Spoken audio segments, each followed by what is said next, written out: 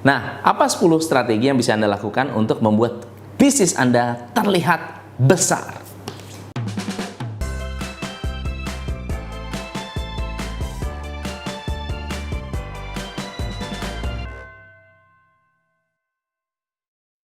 Hai, saya Tom M. Safely, founder Top Coach Indonesia. Teman-teman, hari ini saya akan membahas mengenai 10 cara bisnis kecil bisa menjadi besar.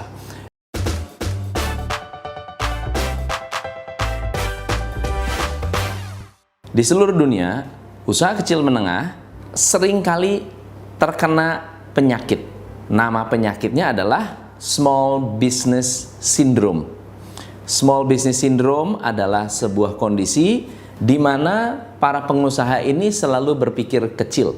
Berpikir di mana bisnis saya ini bisnis kecil. Bisnis saya ini terlalu kecil untuk melakukan apa yang dilakukan oleh bisnis besar. Bisnis saya masih kecil, jadi tidak perlu punya karyawan banyak. Bisnis saya masih kecil, maka tidak perlu punya SOP. Bisnis saya masih kecil, maka saya tidak perlu melakukan pemasaran yang besar atau yang serius. Nah, merasa kecil membuat kita takut keluar biaya, takut marketing, takut melakukan promosi yang kita pikir sangat-sangat mahal. Nah, saya ingin Anda berpikir besar. Artinya apa? Semua bisnis sama, yang beda cuma jumlah 0 angka di belakangnya aja. Ya, kalau Anda sekarang omsetnya 1 juta, tinggal tambah 0 jadi 10 juta. Ya, tambah 0 lagi jadi 100 juta, tambah 0 lagi jadi 1 miliar. Bedanya cuma 0-nya doang. Tapi kalau Anda berpikir kecil, kita akan selalu berada di posisi yang kecil. Nah, apa 10 strategi yang bisa Anda lakukan untuk membuat bisnis Anda terlihat besar?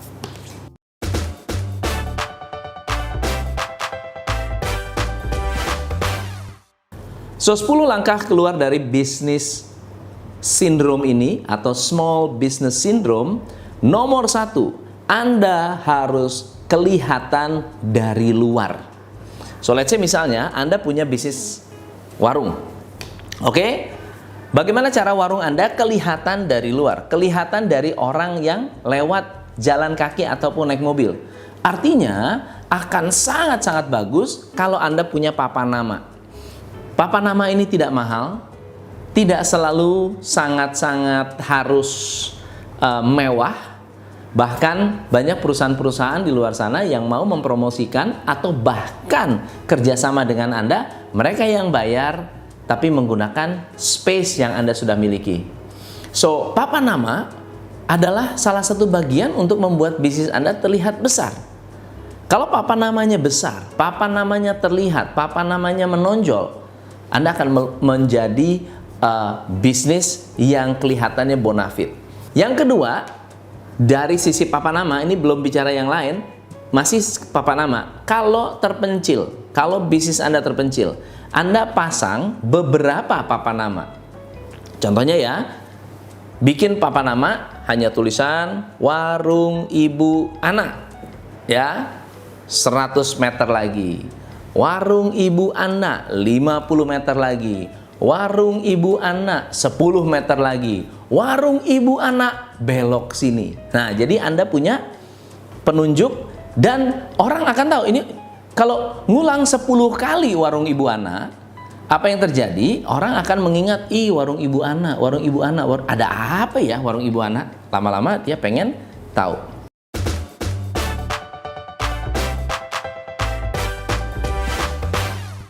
Yang kedua adalah stiker mobil. Stiker mobil ini ada 2 fungsi. Fungsi yang pertama adalah nama Anda kelihatan. Tapi fungsi yang kedua adalah Anda bisa mengajak mobil-mobil lain mempromosikan stiker Anda. Top Coach Indonesia pernah, waktu budget kita masih kecil sekali, kita bikin stiker-stiker nama. Setiap customer, setiap orang yang ikut workshop, kita berikan stiker 5-10 stiker, lalu kemudian mereka bagi-bagi dan mereka tempel di belakang mobil. Jadi tempel di belakang mobil, lalu kemudian kita bisa melihat bahwa orang yang menempelkan stiker akan lebih bangga dengan brand Anda daripada orang yang tidak ada stikernya.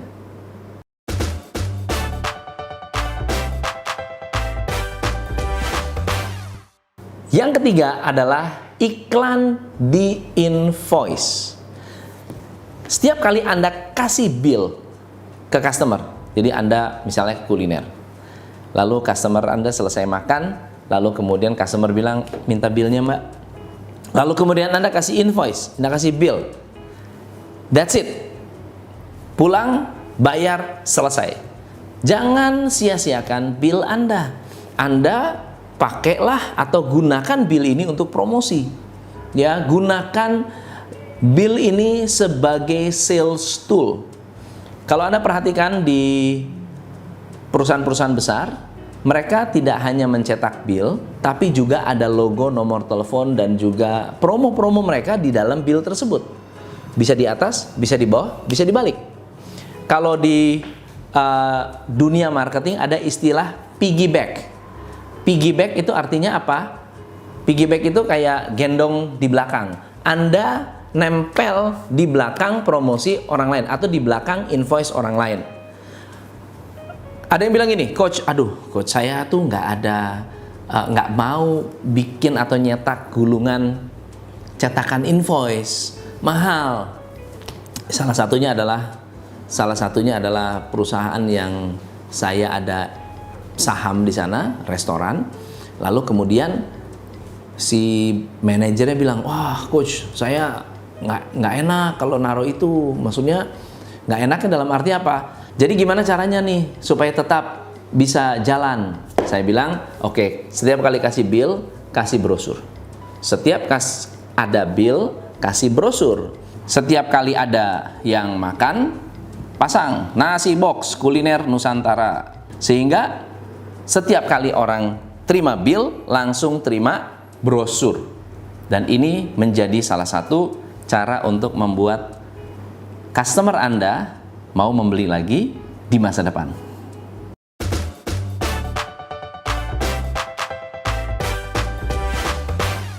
Yang keempat, apakah Anda pernah mendengar nada tunggu?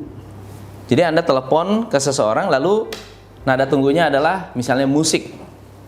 Bisa musik macam-macam ya, bisa musik populer, bisa nada sambung lah ya, nada sambung. Nada sambung atau nada tunggu. Kalau nada tunggu, Anda terima telepon, lalu ada panggilan yang itu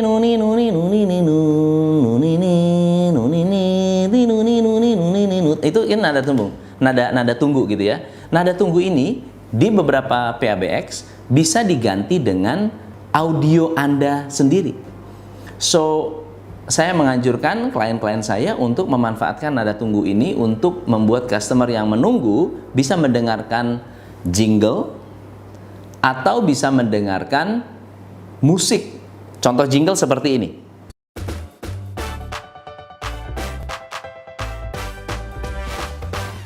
Kalau kamu punya bisnis tapi tidak punya waktu, solusinya hubungi 29078909 di approach saja.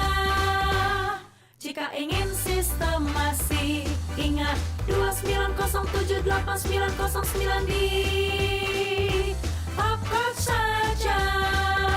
Hanya di Approach Indonesia. Mau profit, ingat 29078909. Mau autopilot, ingat 29078909. Yang pasti sukses, Approach Indonesia. 29078909. Nah, itu contoh jingle. Jingle tidak mahal. Ada banyak pemusik-pemusik di luar sana yang punya kreativitas luar biasa yang bisa bantu Anda bikin jingle yang original. Sepasang itu di nada tunggu.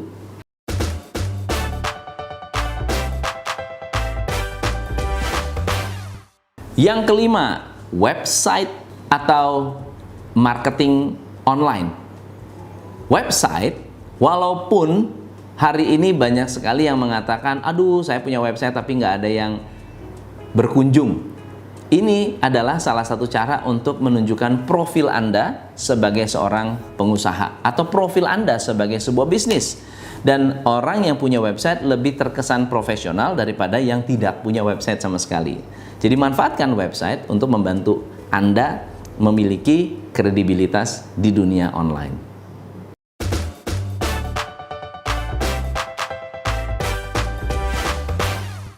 Yang keenam, seragam atau uniform. Seragam adalah salah satu cara untuk menunjukkan bahwa Anda memiliki standarisasi, memiliki sistem, dan juga memiliki keseragaman. Keseragaman ini menunjukkan Anda punya struktur, dan uniform yang bagus akan membuat orang merasa, wow, ini profesional. Ya, tidak selalu harus mahal. Yang paling penting adalah bersih, rapi, seragam. Dan seragam kalau bisa jangan hanya baju. Seragam kalau bisa dari mulai ujung rambut sampai dengan ujung kaki. Kalau Anda perhatikan di airlines, pramugari itu wajahnya mirip. Kok bisa? Begitu dia buka atributnya, buka uniformnya, kelihatan berbeda. Tapi saat pakai uniform, bahkan dari cara jalan, pakai baju, dari atas sampai bawah tidak ada yang tidak seragam. Dari mulai cara mengatur rambut, nata rambut, dandanan wajah, baju, sampai dengan sepatu. So, seragam akan membuat orang impress dengan bisnis Anda.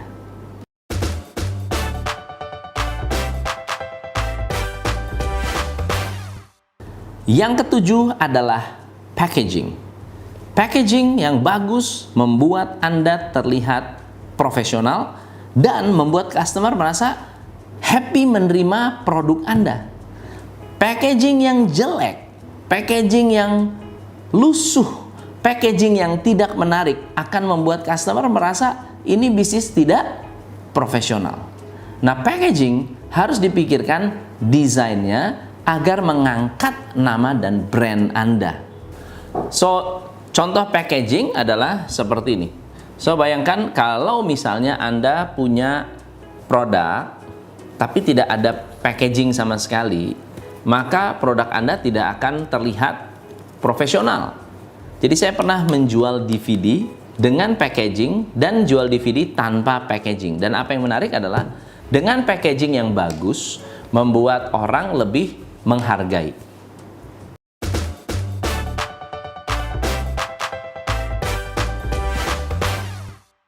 Yang kedelapan adalah kartu nama. Jangan pernah menganggap enteng kartu nama. Meskipun hari ini kita dikatakan, oh sekarang kartu nama itu adalah untuk Gen Y atau untuk Gen X atau untuk baby boomers. Tapi yang namanya kartu nama itu sangat-sangat penting. So, Anda punya name card, Anda bisa meninggalkan nama Anda bisa meninggalkan jabatan Anda dengan saya tukeran handphone aja. Yes, mungkin oke. Mungkin orang akan bisa menghargai Anda, bisa mengenal Anda. Tapi kartu nama ini adalah identity brand Anda dan juga posisi Anda secara formal. Jadi kalau Anda tidak mau bikin kartu nama hanya karena oh itu sudah kuno, it's not kuno. Ini nggak kuno, ini masih diapresiasi meskipun akhirnya tidak disimpan. Biasanya bukan hanya disimpan, mereka akan save dalam smartphone.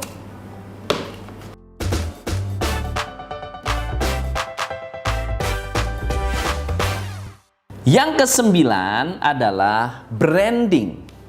Brand itu adalah apa yang akan diingat oleh customer dan prospek-prospek Anda.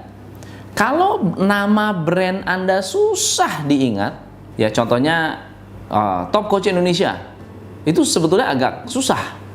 Jadi saya harus menyingkat Top Coach Indonesia menjadi TCI. Ya, TCI menjadi lebih gampang untuk diingat dan lebih memorable. Jadi kalau ada orang bilang kalau mau bisnis coaching di mana? Oh, mereka nggak sebut di Top Coach Indonesia saja, itu panjang. TCI aja. Ya, coba telepon TCI deh. Ada orang bilang, udah tahu TCI belum? Kenal nggak sama TCI? TCI menjadi gampang untuk diingat, gampang untuk orang mereferensikan, ya, ke TCI aja. TCI itu yang bagus. Sekarang nomor 1 TCI, yang lagi banyak diomongin TCI. Yang orangnya itu loh, yang pakai, yang setiap hari bikin video di YouTube, ya, bisnisnya apa? TCI, ya. Meskipun nama saya Coach Tom. Nama saya agak susah, Tom MC Ifle itu susah. Tapi Coach Tom gampang. Nah, ke depan kami memiliki unit bisnis baru namanya pakarbisnis.id. Pakarbisnis.id adalah sekumpulan para praktisi yang membantu para pengusaha yang ingin mengembangkan sistem dan proses. Dan karena namanya pakar bisnis, image-nya lebih gampang sekali untuk diingat.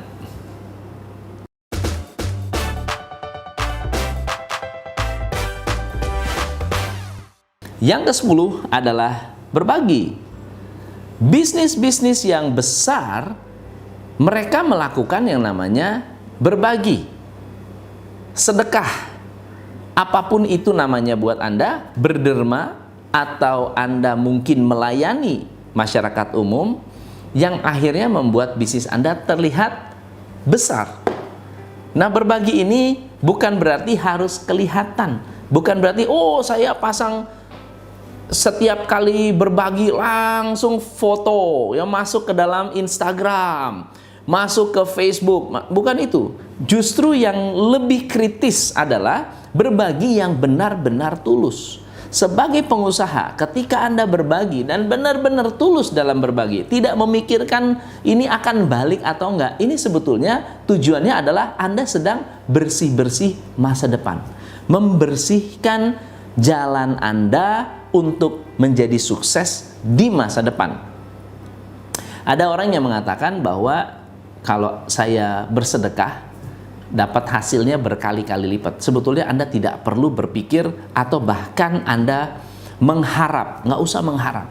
Karena automatically ketika Anda membuka jalan untuk berbagi, Anda buka tangan Anda untuk berbagi, Anda punya kesempatan untuk menerima yang baru. Oke, jadi saya sering kasih ilustrasinya begini. Anda kalau pegang semua uang Anda, jangan sampai dilepas, jangan sampai hilang. Pegang semua orang, pegang ya. Oke, udah pegang, coba bisa nggak terima uang baru? Bisa nggak terima rejeki yang baru? Nggak bisa. Untuk bisa terima rejeki yang baru, Anda harus buka tangan Anda. Anda harus membagikan sebagian dari apa yang Anda miliki, baik berupa tenaga, baik berupa materi, baik berupa informasi, baik berupa ilmu, ataupun kasih Anda, kasih sayang Anda. Ini adalah salah satu cara untuk membuat bisnis Anda besar, sukses, luar biasa. Saya Tom MC Ifle. Salam pencerahan.